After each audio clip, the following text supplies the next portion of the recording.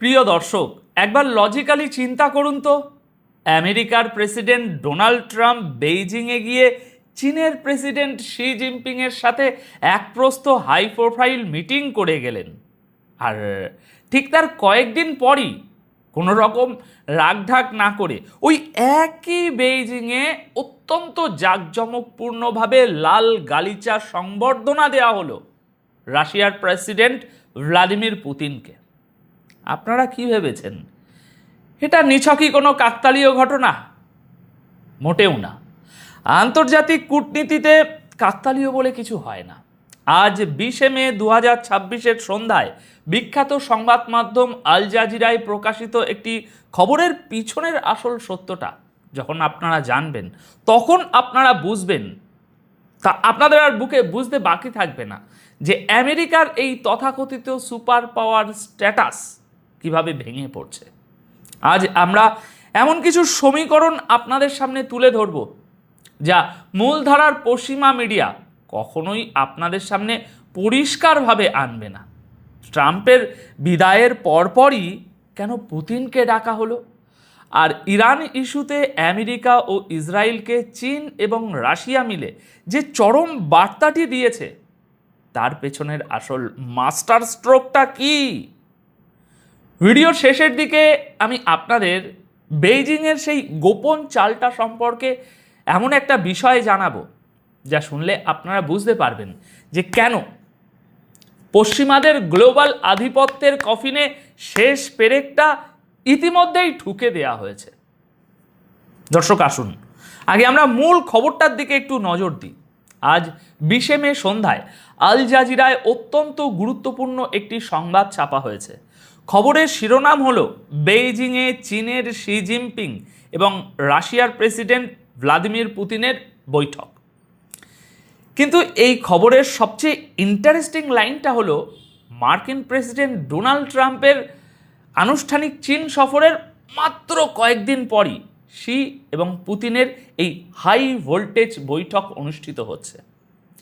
দেখুন, পশ্চিমা মিডিয়াগুলো সবসময় একটা বয়ান সেট করতে চায় যে তারা চাইলেই রাশিয়া এবং চীনের মধ্যে একটা ফাটল ধরাতে পারবে। তারা ভেবেছিল ট্রাম্পের মতো একজন ডিল মেকার প্রেসিডেন্ট বেইজিংয়ে গিয়ে হয়তো শি জিনপিংকে কোনো বড় অর্থনৈতিক প্রলোভন দেখিয়ে রাশিয়ার পাশ থেকে সরিয়ে আনবেন। কিন্তু বাস্তবে কি ঘটল আজ? আল জাজিরার রিপোর্ট অনুযায়ী আজ বুধবার বেইজিংয়ের গ্রেট হল অব দ্য পিপলের বাইরে পুতিনকে রীতিমতো রেড কার্পেট বা লাল গালিচা সংবর্ধনা দেওয়া হয়েছে। সামরিক ব্যান্ড বাজিয়ে চীন এবং রাশিয়া উভয় দেশের জাতীয় সঙ্গীত বাজানো হয়েছে। দুই নেতা হাসি মুখে করমর্দন করেছেন। এই দৃশ্যটা পশ্চিমাদের জন্য কতটা অস্বস্তিকর এবং অপমানের সেটা নিশ্চয়ই আর আলাদা করে আপনাদের বুঝিয়ে বলে সময় নষ্ট করার দরকার নেই, তাই না? এখানে একটা জিনিস খুব মনোযোগ দিয়ে বুঝতে হবে দর্শক।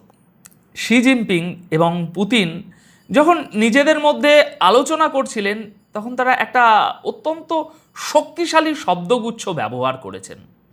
তারা বিশ্বকে জঙ্গলের রাজত্ব বা ল অব দ্য জঙ্গলে ফিরে যাওয়ার বিষয়ে কঠোরভাবে সতর্ক করেছেন।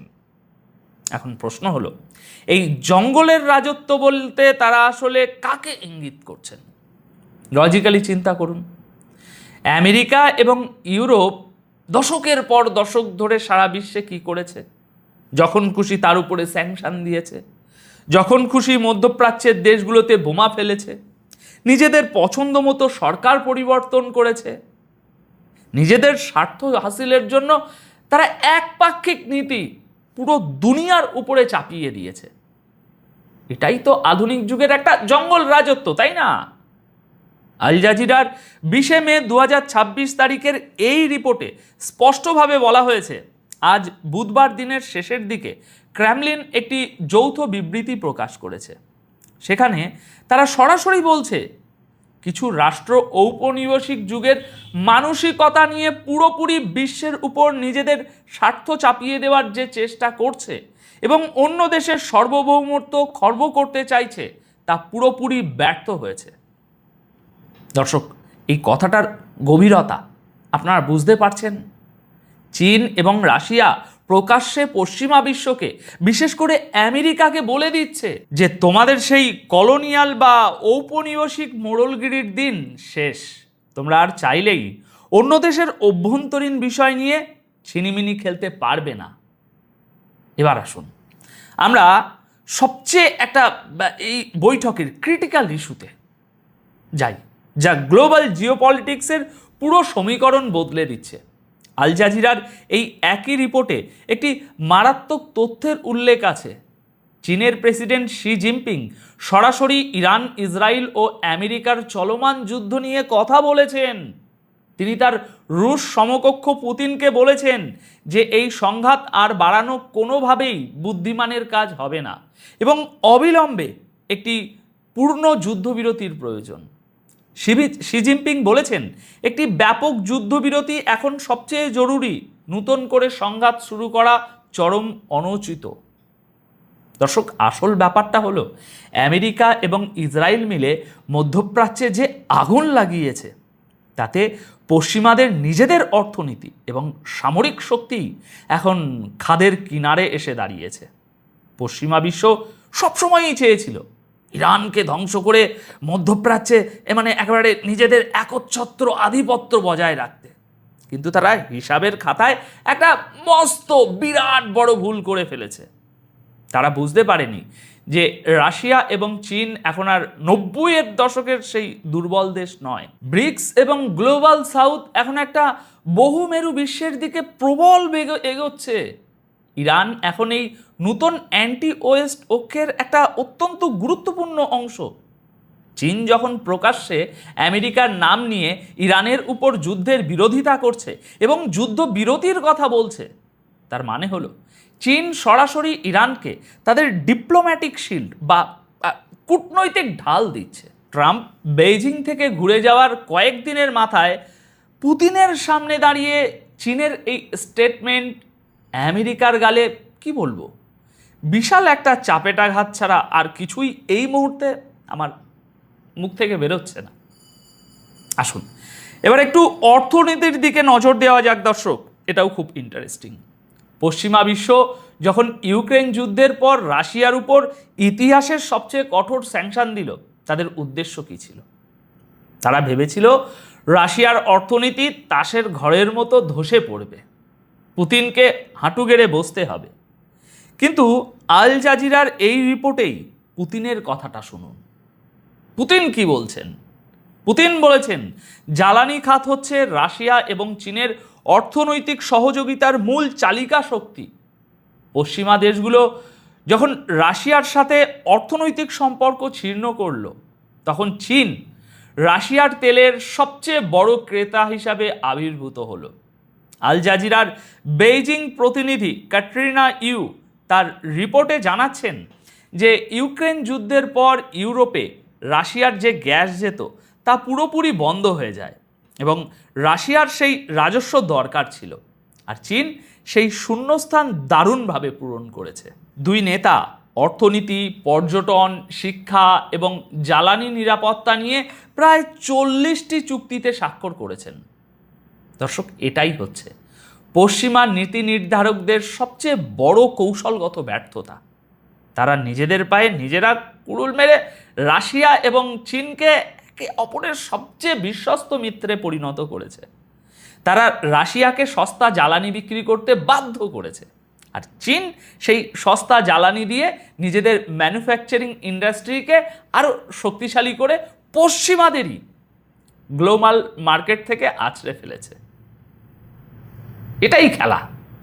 আপনারা যদি আল জাজিরার এই রিপোর্টটি একটু গভীরভাবে বিশ্লেষণ করেন তবে দেখবেন এখানে একটা চমৎকার তুলনা টানা হয়েছে। ডোনাল্ড ট্রাম্পের চীন সফর এবং পুতিনের চীন সফরের মধ্যে যে আকাশ পাতাল পার্থক্য, সেটা আল জাজিরা এই রিপোর্টে স্পষ্টভাবে তুলে ধরেছে। পুতিনের এই সফরটা হচ্ছে চীন রাশিয়া বন্ধুত্বের 25 বছর পূর্তির একটি মাইল ফলক। পুতিন এর আগে ডজন ডজন বার চীন সফর করেছেন এবং শি জিনপিংয়ের সাথে 40 বারেরও বেশি বৈঠক করেছেন। আল জাজিরার সাংবাদিক বলছেন বেইজিং এবং মস্কোর মধ্যে যে গভীর আস্থার সম্পর্ক রয়েছে আমেরিকা এবং চীনের মধ্যে তার ছিটে ফোঁটাও নেই। শি জিনপিং খুব পরিষ্কার ভাষায় বলেছেন যে বর্তমান বিশ্ব ক্রমশ বিশৃঙ্খল হয়ে উঠছে এবং এখানে হেজিমনি বা ওই পশ্চিমা আধিপত্যবাদ চরম আকার ধারণ করেছে। এর বিপরীতে রাশিয়া এবং চীন একটি স্বাধীন ও সার্বভৌম পররাষ্ট্রনীতি অনুসরণ করবে, যা বিশ্বে স্থিতিশীলতা আনবে। এছাড়াও পুতিন শি জিনপিংয়ের সাথে সাক্ষাতের আগে একটা ভিডিও বার্তায় বলেছেন যে তারা কারো বিরুদ্ধে জোট বাঁধছেন না, বরং শান্তি ও সর্বজনীন সমৃদ্ধির জন্য কাজ করছেন। দর্শক, এই কথাগুলোর ভিতরে লুকিয়ে আছে পশ্চিমা ডাবল স্ট্যান্ডার্ডের কড়া জবাব, মোক্ষম জবাব। আমেরিকা যখন ন্যাটো বা অকাসের মতো সামরিক জোট বানায় তখন তারা বলে সেটা নাকি বিশ্ব শক্তির জন্য, আর রাশিয়া চীন যখন নিজেদের অর্থনীতি কিংবা এরম সীমান্ত সুরক্ষার জন্য এক হয় তখন পশ্চিমা মিডিয়া সেটাকে অশুভ আতত বলে প্রচার করে। কিন্তু গ্লোবাল সাউথের দেশগুলো এখন এই ভণ্ডামিটা ধরে ফেলেছে। তারা বুঝতে পারছে যে আমেরিকার নিয়মভিত্তিক বিশ্ব ব্যবস্থা আসলে পশ্চিমাদেরই নিজেদের স্বার্থ রক্ষার একটা মস্ত হাতিয়ার। দেখুন, ভিডিওর শুরুতে আমি আপনাদের কি বলেছিলাম মনে আছে? আমি বলেছিলাম ট্রাম্পের বেইজিং সফরের ঠিক পরপরই পুতিনকে ডাকার পিছনে শি জিনপিংয়ের একটা মাস্টার স্ট্রোক বা গোপন দাবার চাল রয়েছে, যা আমি শেষে জানাবো। এবার সেই আসল সত্যটা শুনুন। খুব ইন্টারেস্টিং দর্শক, মনোযোগ দিয়ে শুনবেন।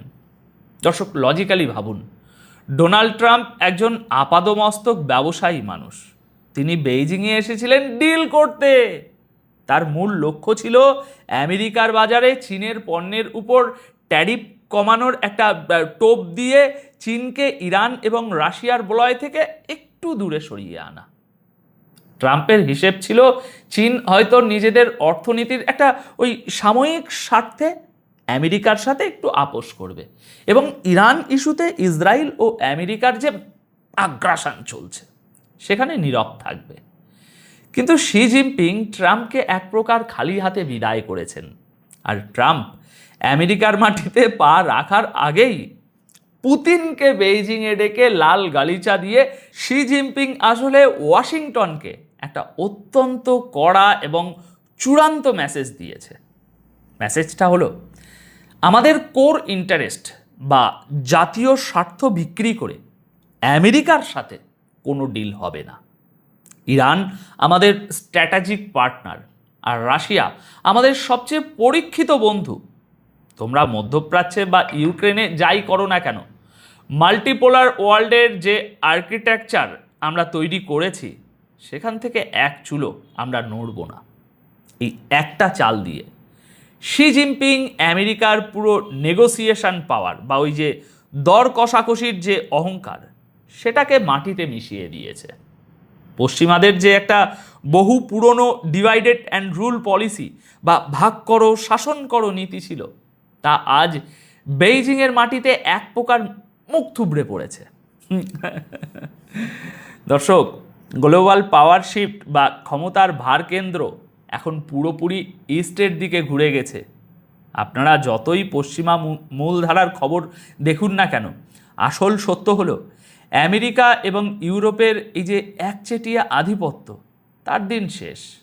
রাশিয়া চীন এবং ব্রিক্স জোট মিলে যে নতুন বিশ্ব ব্যবস্থা তৈরি করছে সেখানে পশ্চিমাদের এখন দর্শকের সারিতে বসা ছাড়া আর কোনো উপায় আমি দেখছি না। এখন আপনাদের কাছে তাই আমার একটা শেষ প্রশ্ন, আপনাদের কি মনে হয় আমেরিকা আর ইসরায়েল কি চীনের এই কড়া বার্তার পর ইরানে তাদের এই চলমান আগ্রাসন কমানোর কোনো সম্মানজনক পথ খুঁজবে, নাকি নিজেদের ইগো স্যাটিসফাই করতে গিয়ে আরও বড় কোনো বিপদে পা দেবে? আপনাদের মতামত অবশ্যই নিচে কমেন্ট বক্সে জানিয়ে যাবেন। আজকের মতো আপাতত তাহলে এখানেই শেষ করছি। দেখা হবে পরবর্তী বিশ্লেষণে।